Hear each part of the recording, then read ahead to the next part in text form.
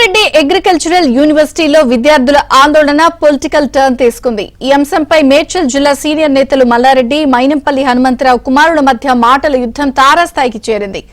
రాజకీయ కక్ష సాధింపుతో తమ కళాశాల విద్యార్థులను రెచ్చగొట్టి మైనంపల్లి హనుమంతరావు విద్యార్థుల జీవితాలతో చెలగాటం ఆడుతున్నారంటూ మల్లారెడ్డి కుమారుడు డాక్టర్ భద్రారెడ్డి, కోడలు ప్రీతి ఫైర్ అయ్యారు.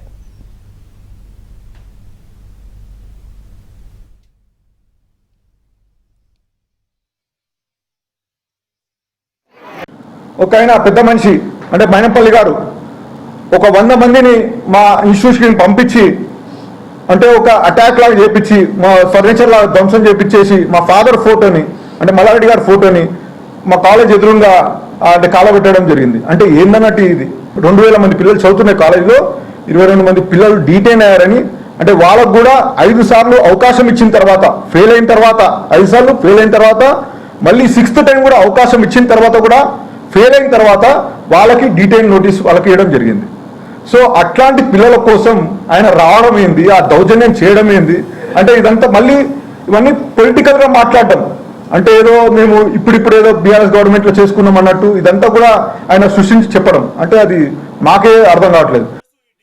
అందరం కూర్చోబెట్టేసి సార్ చెప్పండి sir what is your problem అనుకున్నప్పుడు వాళ్ళు వచ్చి డీన్ గారితో మాట్లాడి లేకపోతే వీసీ గారితో ఒక ప్రైవేట్ రూమ్ లో మాట్లాడి రిక్వెస్ట్ చేసి సార్ ఇట్లా ఉంది సార్ ఒకసారి చూడండి ఏదైనా, ఎందుకంటే వీసీ ఆయన, సో వాళ్ళు ఏదైనా ఒకవేళ ఉంటే వచ్చి నెమ్మదిగా మాట్లాడి సార్ ఇట్లా సిచ్యువేషన్ ఉంది 22 మందికి వాళ్ళ పేరెంట్స్ కానీ ఏదో వాళ్ళ స్టూడెంట్స్ అంటే రిప్రజెంటేషన్ చేసి ఉండొచ్చు, సో అడిగి దానికి ఏదైనా సమాధానం తీసుకెళ్తే అది ఒక మెచ్యూర్డ్ బిహేవియర్ ఉంటుండే.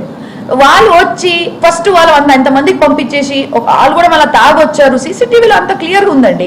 పోనీ వచ్చారు ఏదో ధర్నా చేస్తారని కాదు, వచ్చిన తర్వాత అంత పలగొట్టడం ఏంటిది, మన మ్యాన్ హ్యాండ్లింగ్ చేయడం ఏంటిది, ల్యాబ్ అసిస్టెంట్ మీద కొట్టడం ఏంటిది, మళ్ళా డీను వాళ్ళకి కూడా.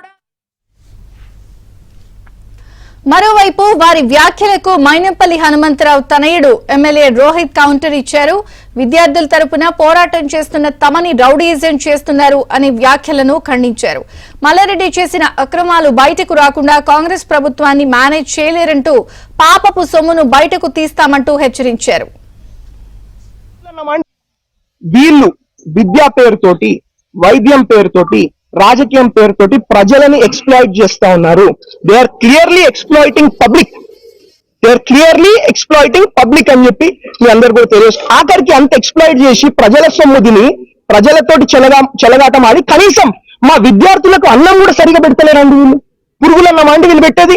ఇలా మాట్లాడతారు మాకు వాళ్ళకు మధ్యలో మీరేంది అని చెప్పి. అరే విద్యార్థులు మా దగ్గరకు వస్తేనే కదా మేము వచ్చింది, విద్యార్థుల పేరెంట్స్ మా దగ్గరకు వస్తేనే కదా మేము వచ్చింది, మీ దగ్గరకే కాదు.